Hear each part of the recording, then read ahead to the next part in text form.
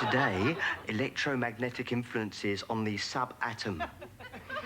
Imagine a dog lost in a forest and barking up the wrong tree. How could we ever know with certainty whether it is A, the dog, or B, the tree that is lost? Relativity theory suggests that at any given moment in space and time, both the tree and the dog will be lost with respect of each other. Similarly with quarks.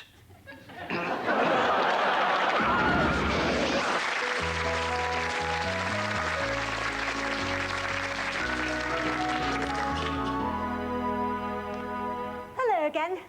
And this week I'm visiting this charming little walled garden in the beautiful city of Leeds. Now, what's the soil like in this part of the world? Well, it's brown, it's crumbly, and one can plant things in it, which is exactly what you can do with a new variety of roses that's coming on the market. Now, take a look at this one. Isn't it elegant? It's called the Princess Diana rose. And this rather short, stumpy variety next to it is called the Duchess of York. It's very expensive to maintain, and it's usually found on the slopes of the Alps. Now, this rather thorny old rambler resists all attempts to cut it back, and it's called the Maggie Thatcher. And here's a very unusual one. It's completely prickless. And it's called the Cliff Richard.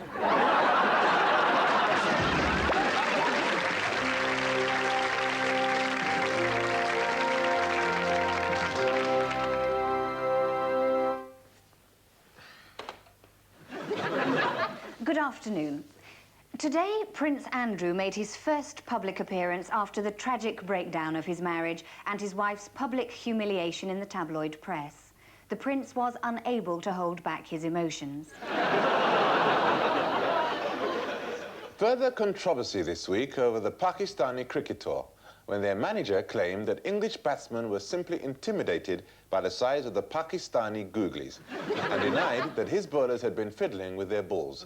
It's a load of bollocks, he said. Beatlemania gripped Sotheby's this week when the original manuscript to John Lennon's A Day in the Life was purchased for a record £44,000. Other purchases included She's Leaving Home, which was bought by the Duke of York, I Get By With a Little Help From My Friends, bought by Princess Diana, and Money Can't Buy Me Love, which was bought for an enormous sum by Jeffrey Archer.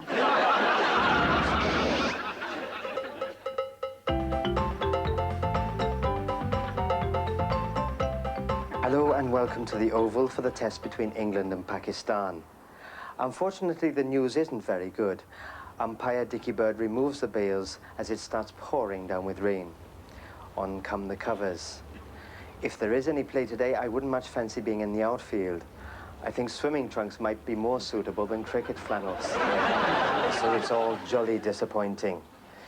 But here to analyse what's happening, or rather what's not happening, are my guests Brian Johnston and David Gower. Hello, Phil. Morning, Phil. Hello.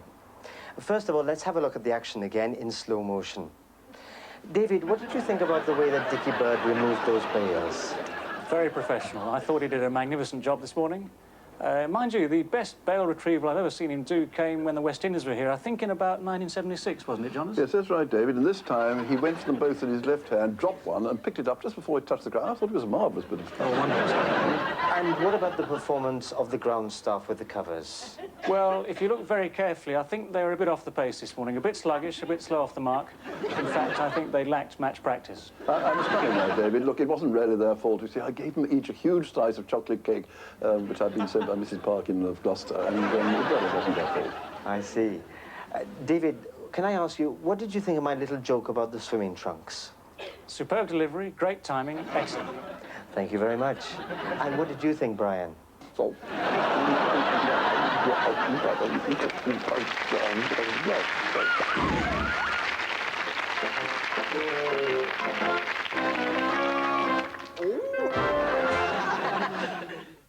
Come along, come along. Stop, do something! For God's sake, woman, bedpans need emptying more than once a month. Over here. good of you to finally join us, Doctor. Sorry I'm late, sir. Something came up. I bet you did, lucky fellow. No doubt you have been swatting up on the chest. I've been hard at it all night. Studying like. Then perhaps you would like to examine Miss Goodbody and give us your informed opinion as to what is wrong with her. Yeah! I hope your hands ain't cold. No, I'm rather hot, actually. So I've heard. Everything seems to be fine to me, sir. Bang on, I'd say so. For God's sake, man, they're false. False? I put them in myself yesterday. Meet Miss Goodbody, formerly Able Seaman Jones. 12 pounds of silicon, covered in naval tattoos, with his Hampton wick still in place, and you thought nothing was wrong. No wonder nobody ever gets laid at this bloody hospital. Next patient. So, what time do you boys get off then?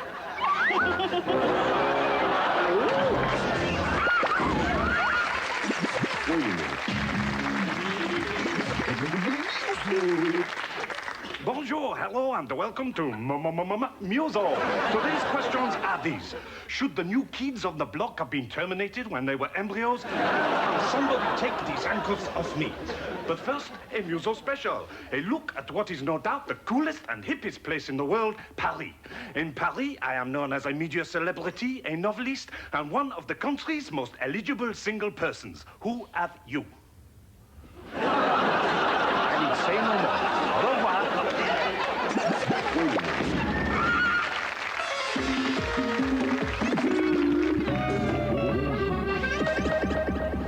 The South London suburb of Streatham may seem like a typical, ordinary, unexciting place, but it is in fact a typical, ordinary and very unexciting place.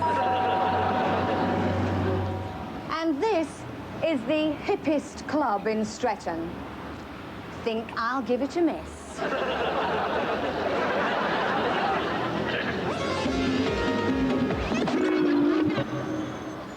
And if you want to buy a decent pair of shades, forget it.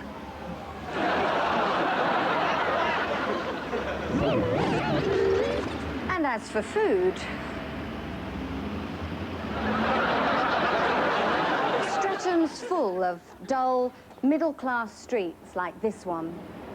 Who could imagine that anything exciting could ever happen behind these doors? Excuse me? Hello, boys. Any of you got any luncheon vouchers? If so, do come in for a snack, or should I say, smack. Quick.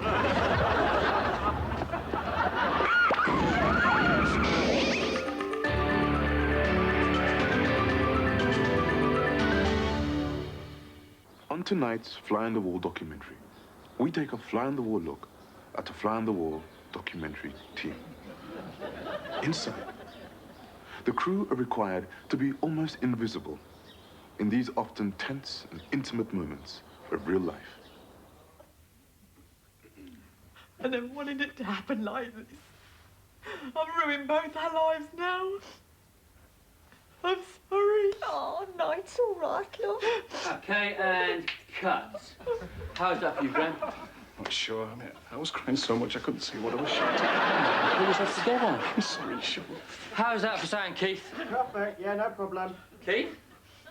Sean, I was wondering, I might be a bit less intrusive if I went behind the curtains or underneath the table.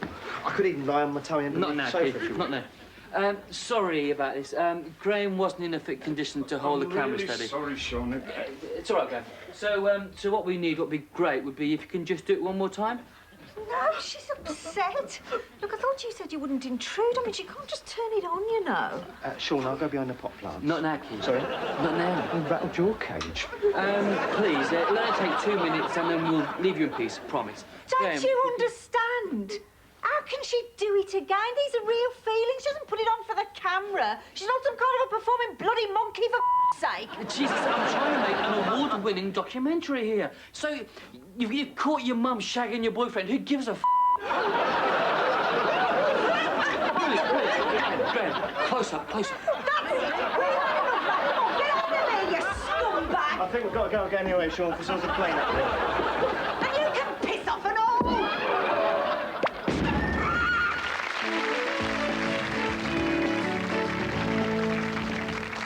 Hi there. On this week's Bottom Gear, we feature the increasing problem of car crime. Every 5 seconds, somewhere in Britain, a motor vehicle is stolen. Now, the obvious way to avoid auto theft is to fit an alarm, but the accidental triggering of this can create seriously offensive noise pollution. See what I mean? Well, there's no more irritating way to be woken up, but British scientists have now developed something a little less disturbing. But can this really prevent theft? No.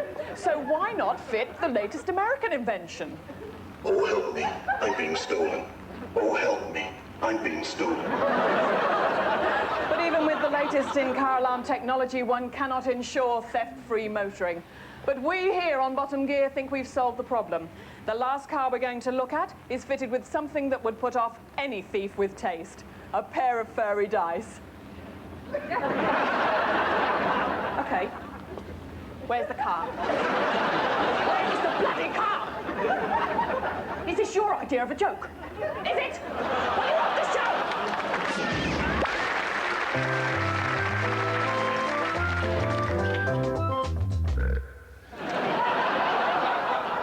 Hello, and welcome to Wining and Dining.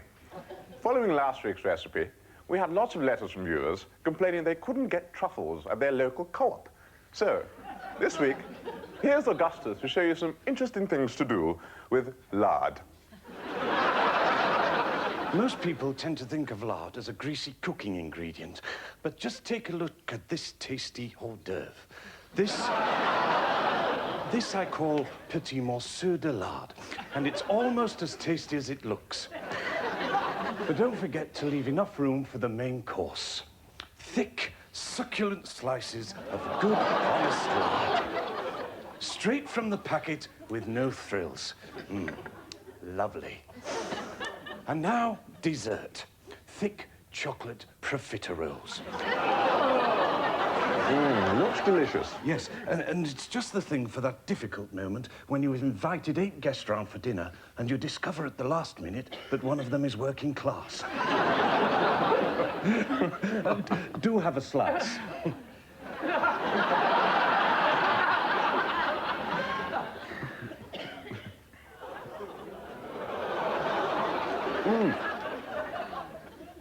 Tastes as good as it looks. Well, I'd like to share with you a little something that I've just discovered, which I know you'll love. Mulled lard. Marvellous. What a bouquet! A subtle blend of primroses, pansies, limes, wheelbarrows of ugly fruit.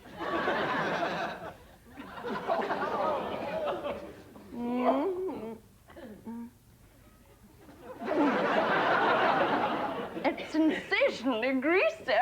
It leaves a very distinctive aftertaste. I think it is cholesterol. Oh, now I'm getting strawberries and cream with a hint of tar on hot roast. You can almost hear the squeals from the slaughterhouse.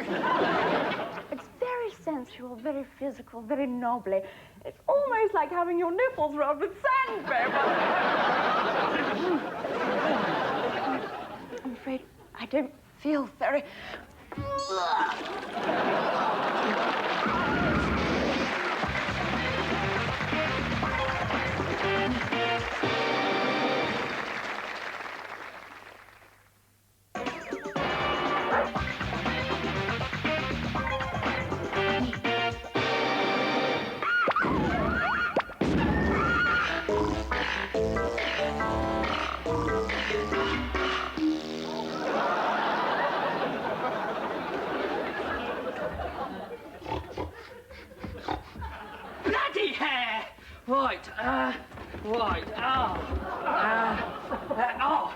Crisp.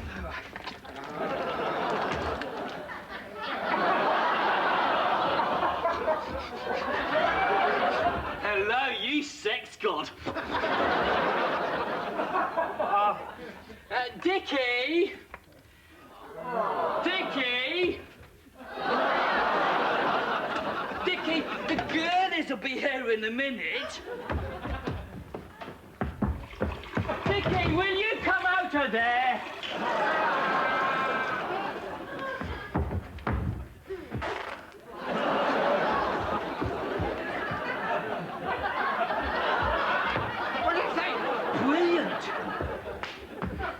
so boring. Nag, nag, nag. What they want is a damn good... Hide! The gun! It's the gun! No, no, no. This is my hiding place. Oh. I think I should warn you, we always shag on a first date, yeah. Big boy! Hello. Right, do you fancy a drink or something? Personally, I fancy a bit of the something. Yeah, I could do with a damn good shaft in myself.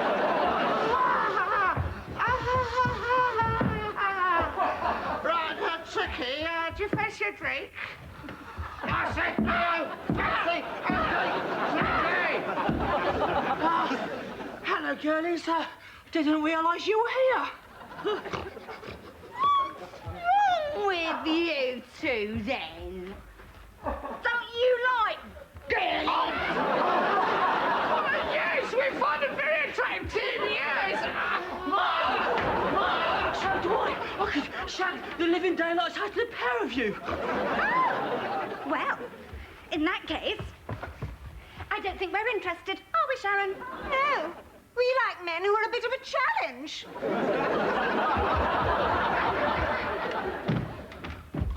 Phew, that was a close shave. Right on. Only joking!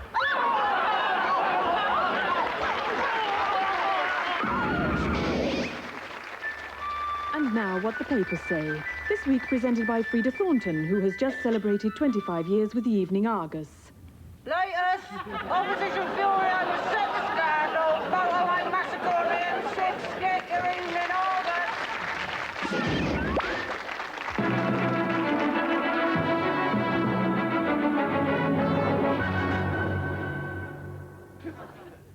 On Newsfile tonight, we're fortunate to have the most important political figure in Britain today. But enough of me. A report released today by the National Institute of Scientific Studies seems to indicate further the deterioration of the ozone layer. Donovan Porridge of the Green Party. Your lot are always whining on about the environment. What does it all mean? Quicker suntans, or are we all about to stagger around short of breath? Well, actually, Chris, it means neither. At least not immediately. What do you mean, neither? Are you saying we've all been throwing our underarm deodorants and fly spray away for nothing? No, of course not. What I am saying... Well, come on, it must mean something, for God's sake. Yes, it does. As I was about to say... Well, I'm relieved we've at least established that. Thank you, Donovan Porridge. Deirdre Fletcher, chairwoman of the British Industrial Output Association. Isn't it about time you stopped your factories belching toxic chemicals into the atmosphere? We have the strictest controls on But you're toxic still output. pumping out stuff that's choking the wildlife, suffocating the countryside and blistering anyone's skin that touches it. I accept that we have to do better, but... I think you do, Miss Fletcher. And finally, a quick look at tomorrow's front pages. Esquire has a picture of me, and there's a particularly nice photo of me on the front of Hair Flare Monthly, while in the Complete Angler's Guide, there's a 10-page profile of me and my tackle.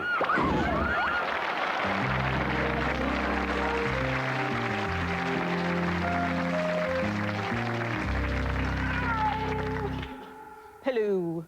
Tonight we look at Laban J. Honkenbocker, the century's most controversial artist who died this week. Or did he? That's the question raised by leading New York art critic, Dr. Herbert Lundstringer. Could Honkenbocker really have faked his own demise? Now, such an act of deception is not only typical of Honkenbocker, but in my opinion, it is his greatest work so far. Indeed, one is reminded of the time Honkenbocker first outraged the international art world with his work of performance art entitled Hiding Honkenbocker. Yeah, Honkenbocker had arranged for a massive pile of decomposing pastrami sandwiches to be delivered to the Metropolitan Museum of Modern Art. He then hid himself in it for 3 weeks. But Honkenbocker was discovered not to be inside the piles of sandwiches at all. Fortunately, I was the first critic to realize that the genius was in the deception itself. Once I had published this staggering insight, Honkenbocker sold 14 tons of egg and tuna sandwiches to the Getty Museum. This time with extra mayonnaise. And this time Honkenbocker had another trick up his sleeve, n'est-ce pas? Hucken Parker didn't hide in the sandwiches because there were no sandwiches. Art lovers flew in from all over the world to experience this vast sandwichless space. Just what makes you so certain that Honkenbocker is still alive? Because I am not only art critic Herbert Lundstringer, I am also Larbin J. Honkenbocker. Oh, no. I don't believe it. Oh, God. Would you like a sandwich?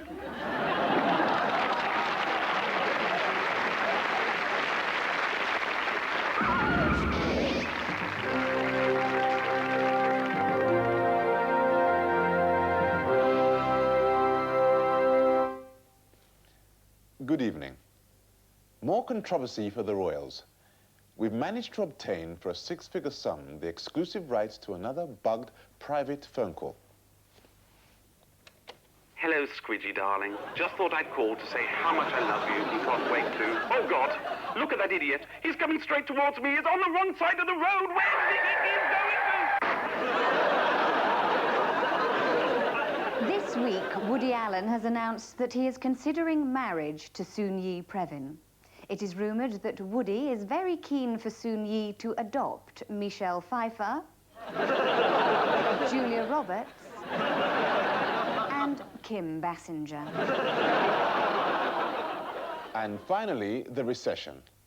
With the pound collapsing on the foreign exchange markets, interest rates about to go up, unemployment rising, and a record number of bankrupt businesses, the Chancellor Norman Lamont flew back from his holiday to make a statement. Speaking from the steps of the Treasury, he said, "Isn't it terrible about Princess Di? And what about Fergie? Didn't she look a lump? And as for that El Dorado, what a load of old sh..."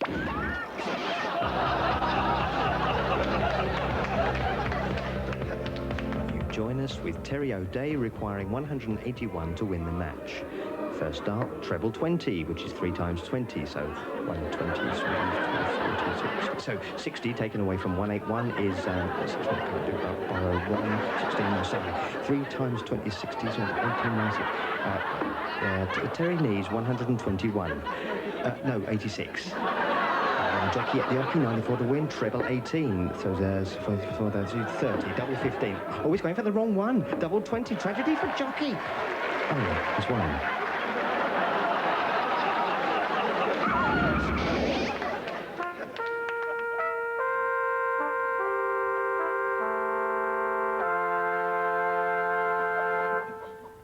Hello. Today we were to have looked at how the development of the periodic system by Newlands in 1863 was basically responsible for its establishment 6 years later by the Russian chemist Mendeleev. However, as this is the last teaching module before the semester break, I thought we might have a game of hangman.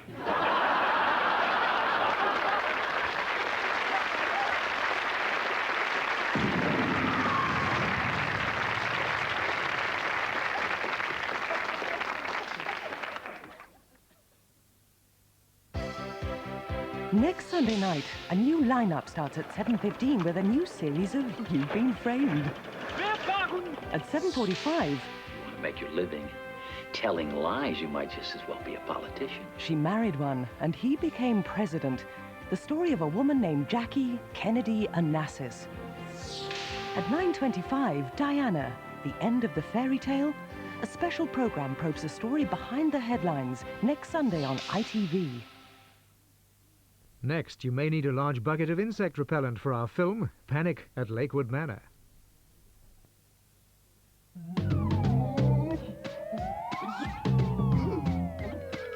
No other wallpaper paste gives you more slip than Polycell, so you get the perfect match. Polycell wallpaper paste. It doesn't just grip, it gives you the slip. Great finishes start with Polycell.